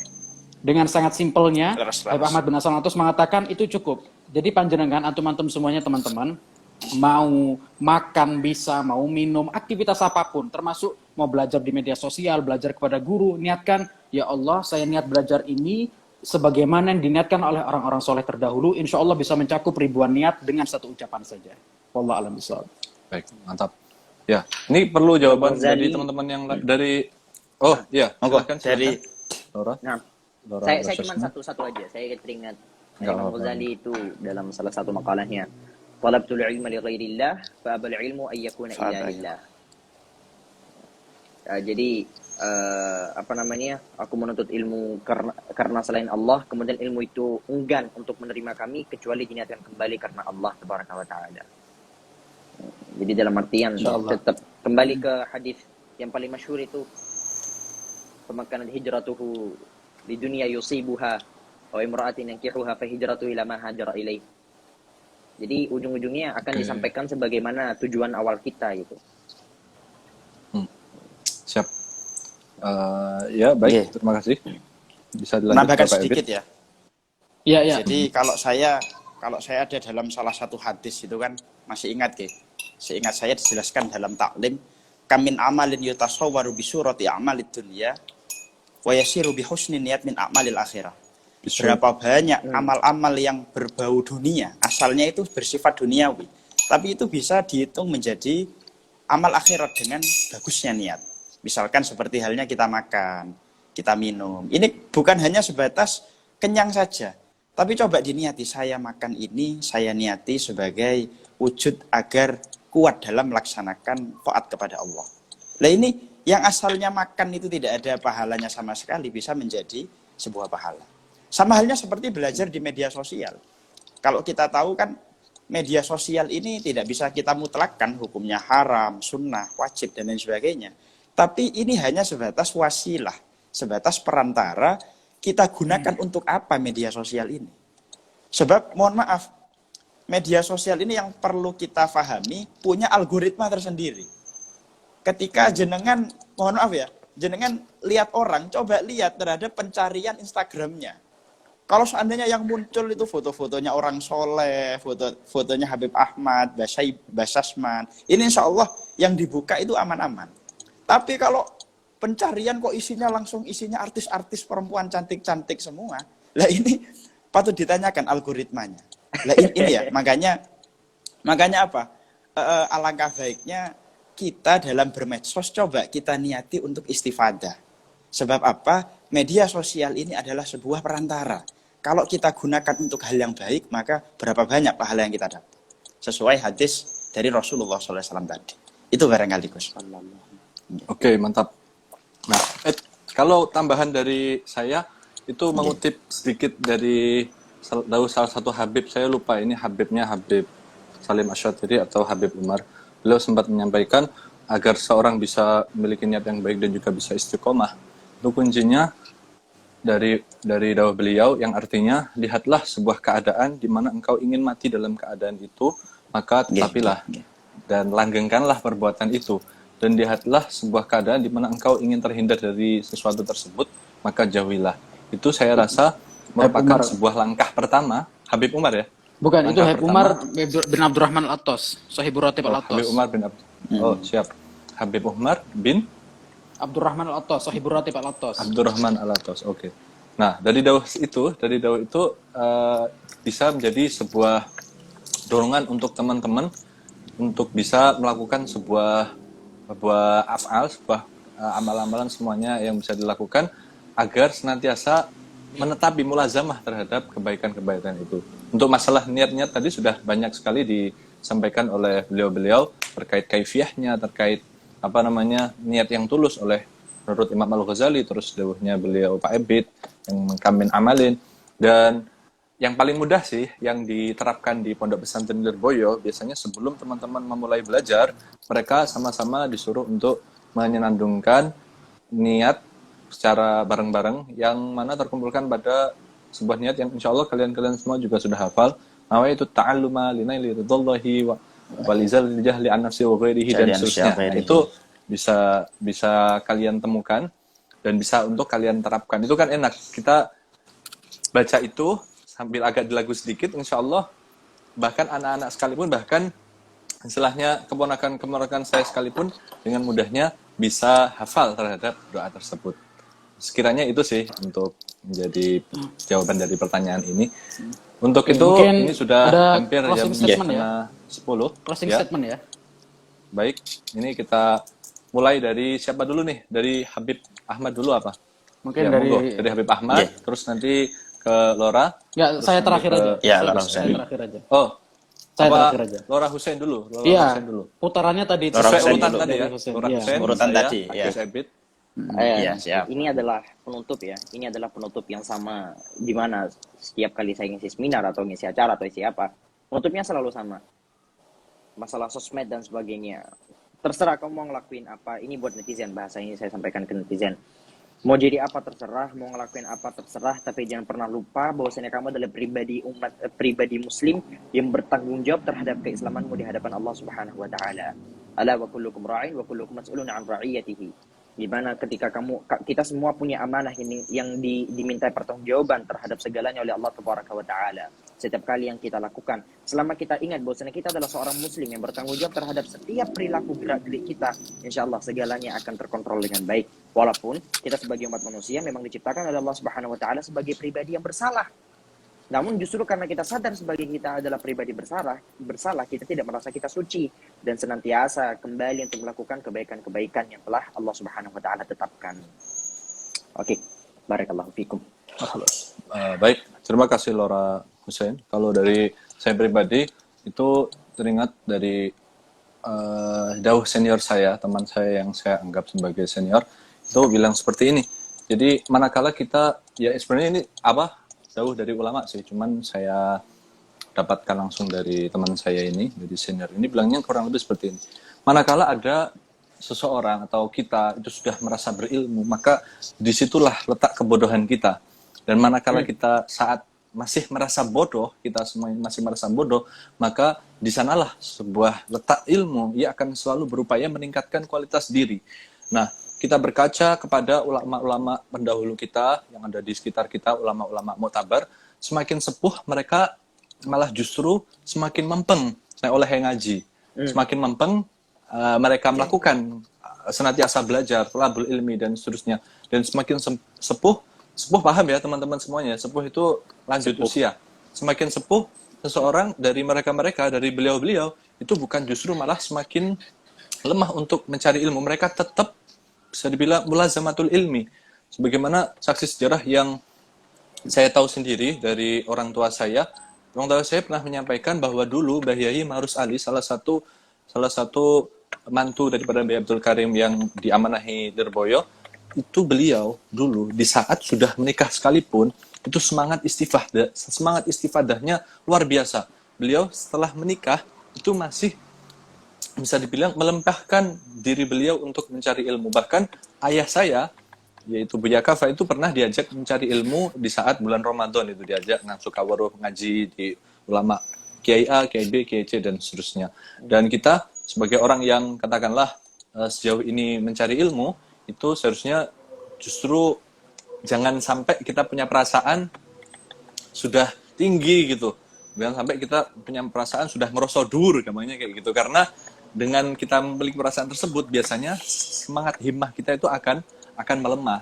Nah, ini bahaya karena letak kebodohannya justru di situ. Kalau misal kita melakukan sebaliknya, yakni kita selalu merasa bodoh, maka kita akan merasa perlu untuk menambah pengetahuan kita, sehingga nanti istifadahnya akan semakin meningkat, akan bisa tetap mengamalkan kun mustafi dan kulla yaumin ziyadatan minal ilmi wasbah min buhuril fawaidi. Saya yakin orang-orang yang sudah lama belajar itu pasti mengalami fase-fase demikian. Fase sudah banyak belajar, akhirnya ngerasa cukup, akhirnya malah nggak belajar. Nah, ini yang paling berbahaya. Ini mungkin bisa kita rasakan semuanya. Dan kita harus menyadari bahwa ilmu itu merupakan sebuah makanan untuk hati kita. Dari ulama-ulama Yaman pun sering mempraktekannya, menandakan bahwa ilmu itu adalah makanan. Beliau-beliau kalau selesai belajar, beliau berdoanya sebagaimana orang berdoa selesai makan. Alhamdulillahilladzi at'amani min ghairi haulin wala quwatin. Itu kan merupakan doa setelah makan. Oleh karenanya, mari kita sama-sama tidak merasa spesial. Kalau semisal katanya netizen, kita manusia bukan martabak, katanya kayak gitu. Ya, saya rasa cukup untuk berikutnya. Bisa Pak Ebit atau... Kalau saya ingat ya, apa yang didhawuhkan oleh guru kami di pondok, Agus Said Ridwan, di sana menjelaskan talibul ilmi al-hakiki man kana waktu mutola'atihi aktsara min waqti darsihi. Jadi pencari ilmu yang hakiki itu adalah orang yang durasi membacanya itu lebih banyak daripada durasi belajar resminya, durasi sekolahnya. Kalau misalkan kita sekolahnya 4 jam, pencari ilmu yang hakiki itu bagaimana sekiranya dia mutola'ah, membacanya lebih dari masa 4 jam itu. Sebab apa? Sebab pencari ilmu itu bukan soal formalitas sekolah dan yang lain, bukan. Tapi seberapa besar rasa ingin tahu kita terhadap sebuah ilmu itu. Maka, dan menggabungkan apa yang sering saya sampaikan, terus kita tingkatkan kualitas diri kita, ya. Jangan dulu kita ingin untuk muncul, terus kita tingkatkan kualitas diri kita. Sebab apa? Sebab nanti Allah akan mempertemukan kita dengan orang-orang yang tepat, dengan jaringan-jaringan yang tepat, dan itu terjadi di waktu yang tepat. Apalagi kalau dawuhnya Imam Syafi'i itu, tafaqquh qabla an turas, fa idza ra'asta fala sabila ila tafaqquh. Terus belajarlah sebelum kalian menjadi seorang pemimpin. Kalau kalian menjadi seorang pemimpin, fala sabila ila tafaqquh, tidak ada jalan bagi kalian untuk belajar. Sebagian ulama menafsiri tafaqquh qabla an turas, di sana diartikan ay tafaqquh qabla an tutazawwaj. Qabla an tazawwaj. Kamu udah menikah, weh. Belajarlah kalian sebelum kalian menikah, gitu ya. Ini kan barangkali yang melihat banyak yang jomblo-jomblo ya. Mumpung masih jomblo, sampean semangatkanlah belajar. Karena apa? Kalau sudah menikah, fala sabila ila tafaqquh. Maka apa? Tidak ada jalan untuk belajar. Bukan arti tidak ada. Kita sudah disibukkan dengan kesibukan-kesibukan yang lain. Itu barangkali dari kami. Monggo. Maulana. Baik, Habib Nun Ahmad. sewu. Ya. Iya, nun Iya. sewu. Luar biasa yang disampaikan oleh beliau-beliau semuanya. Begini, tadi yang kita sampaikan adalah bagaimana caranya antum di media sosial ini mencari guru yang tepat, yang berhaluan Ahlus Sunnah wal Jamaah sehingga bisa belajar dengan cara yang benar gitu. Nah, tapi jangan hanya sekedar menggali ilmu saja, tapi antum harus juga merasa menjadi teamwork, menjadi tim kerja oleh pendakwah tersebut. Jadi harus saling membangun chemistry, harus membangun sinergi dengan antum mendukung setiap postingan-postingan beliau. Ya, seperti Hussein, masya Allah, yang sering dengan video-videonya yang menginspirasi. Video TikTok. Kemudian Ras. video TikToknya, Instagramnya dan sebagainya. Gus Iman dengan captionnya yang luar biasa, selalu menginspirasi. Caption-caption yang panjang tapi ngerasa pendek gitu, kurang sebenarnya, kurang panjang itu, masya Allah. Ya, laras. Dan juga Gus Ebit dengan story-storynya tentang fikih-fikih dan sebagainya. Monggo teman-teman, mohon itu didukung dengan di-share gitu ya. Jadi yang begini ini yang justru akan menjadikan media sosial ini menjadi ruang yang sangat aman untuk dikonsumsi oleh siapapun gitu. Saya teringat dalam surat Al-Isra ayat 81 Allah berfirman, wa qul ja'al haqqu wa zahaqal batil. Yang mana media sosial ini mungkin banyak dikuasai oleh orang-orang yang nggak baik begitu. Ya, maka dengan kebaikan-kebaikan, dengan kebenaran yang ada daripada pendakwah-pendakwah ini, insya Allah menjadi zahaqal batil. Batil-batil itu akan bisa hilang semuanya, insya Allah. Maka teman-teman harus pintar-pintar membangun chemistry dengan para pendakwah ini, dan juga para pendakwah harus benar-benar semangat dalam berdakwah. Jangan jangan akhirnya para pendakwah ini, wah saya ini masih banyak dosa, saya ini kayaknya nggak pantas untuk berdakwah. Kamu salah paham dengan itu. Justru itu bukan sebagai alasan untuk kamu berhenti berdakwah. Ada ancaman kalau memang dalam subat itu disebutkan kan fa'alimun bi ilmihi lam ya'malan mu'adzabun min qabli ubbatil wathan. Orang yang berilmu tapi tidak mengamalkan ilmunya, dia akan diadab sebelum para penyembah berhala. Itu bukan artinya kamu akhirnya nggak mengamalkan ilmu, nggak menyebarkan ilmu, tapi itu adalah justru menjadi motivasi kamu ketika kamu menyebarkan ilmu juga harus mengamalkan itu. Bukan berarti membuat kamu stop dengan mengamalkan ilmu atau menyebarkan ilmu, tidak begitu. Ingat, dakwah itu adalah misi mulia yang Allah berikan kepada para anbiya. Tidak ada satupun anbiya ataupun rasul mereka kecuali dakwah ilallah, mengajak kepada Allah Subhanahu wa taala. Maka dakwah ini adalah misi mulia, bukan misi sembarangan. Ya, bukan misi yang sembarangan, dan ini adalah menjadi misi para anbiya, para aulia, para sholihin. Ini adalah bukan suatu hal yang sembarangan. Saya teringat kisahnya Habib Ali Al-Kaf, Garut. Beliau itu dalam satu ceramahnya beliau menyampaikan, ini insya Allah dengan kisah ini kita semakin sadar betapa berharganya sekecil apapun dakwah yang kita sebarkan. Ya, ini termasuk netizen-netizen yang suka menyebarkan postingan daripada guru-gurunya. Ada satu kisah, Habib Ali Al-Kaf ini ya ditemui sama satu orang. Assalamualaikum Habib. Waalaikumsalam. Masya Allah. Orang ini cerita, Habib, saya sudah mu'alaf sekitar 2-3 tahun yang lalu. Oh Masya Allah, Alhamdulillah. Habib Ali Al-Kaf bilang, apa yang membuat Anda mu'alaf itu apa? Justru orang ini mengatakan, loh Habib nggak tahu. Saya ini mu'alaf itu karena satu postingan dari Habib. Oh, ya Karena Allah. satu dari postingan Habib, saya itu bisa masuk Islam. Kata Habib Ali Al-Kaf, loh itu postingan yang mana? Bahkan saya pun lupa postingan apa yang saya posting sehingga Anda bisa masuk Islam karena sebab itu. Ya kan? Habib Ali Al-Kaf pernah cerita seperti itu. Nah, luar biasa. Tadi yang hadir Maka, bukan? Nggih, Masya Allah. Maka para pendakwah, ayo, ya, go ahead, terus lanjutkan, don't give up, jangan putus asa, terus semangat untuk berdakwah, dan teman-teman sekalian harus juga mendapatkan andil daripada pahala itu dengan menyebarkan postingan-postingan para pendakwah, insya Allah termasuk andil dalam orang yang menyambung estafet dakwah Nabi Muhammad SAW. Amin ya rabbal alamin. Semoga media sosial ini menjadi ruang amal ibadah kita semuanya, insya Allah. Dengan kita belajar ilmu yang baik, mencari guru yang baik, dan merubah attitude semakin baik. Insya Allah, amin ya rabbal alamin. Wallahu a'lam bishawab. Ya, terima kasih buat semuanya. Saya selaku moderator mewakili Habib Ahmad, Lora Hussein, dan juga Gus Ebit mengucapkan mohon maaf sebesar-besarnya, banyak kurangnya, dan ini merupakan sebuah kajian edukasi. Jadi dengan harapan semua mengambil manfaat. Ya, walau kalian ikut sedikit atau mungkin ikut banyak, semoga kajian-kajian ini semua dari awal hingga selesai bisa bermanfaat. Tentunya yang kita harapkan kita semua ini menjadi penyambung dari apa yang disampaikan oleh para pendahulu kita. Ini sebagaimana yang disampaikan Habib tadi, menjadi penyambung dakwah Rasulullah, karena tidak semua orang bisa menjadi penyambung tersebut. Ini kita tutup dengan doa sebagaimana telah disepakati. Habib Ahmad atau Lora Hussein, monggo. Habib Ahmad, monggo Habib. Habib Ahmad. Hussein Ahsan. Anak Ya langsung Allah. lift kok emang anak yang ditulis. Monggo. Ayo Beb, monggo Beb. نعم فضلا لا امرا امتثالا للامر بسم الله الرحمن الرحيم الحمد لله آمين، رب آمين، العالمين الحمد يوافي نعمه ويكافي مزيده يا ربنا لك الحمد كما ينبغي لجلالك الكريم وعظيم سلطانك وصلى على سيدنا محمد وعلى ال سيدنا محمد الفاتح بنادي القبول وتمام كل سلم ومأمول صلاح الشام ظاهرا وباطنا في الدين والدنيا والاخره دافعه من كل شر جالبه من كل خير لنا ولاحبابنا في الدين والعافيه والعافيه وعلى نية ان الله ينور قلوبنا وقوالبنا مع الهدى والتقى والعفاف والموت على دين الاسلام بلا محنه ولا امتحان بحق سيدي ولد عدنا جامعه لكل نية صالحه وزياده محبه في حضره النبي المصطفى محمد صلى الله عليه وسلم بسر الفاتحه. أعوذ بالله من الشيطان الرجيم. بسم الله الرحمن الرحيم. الحمد لله رب العالمين.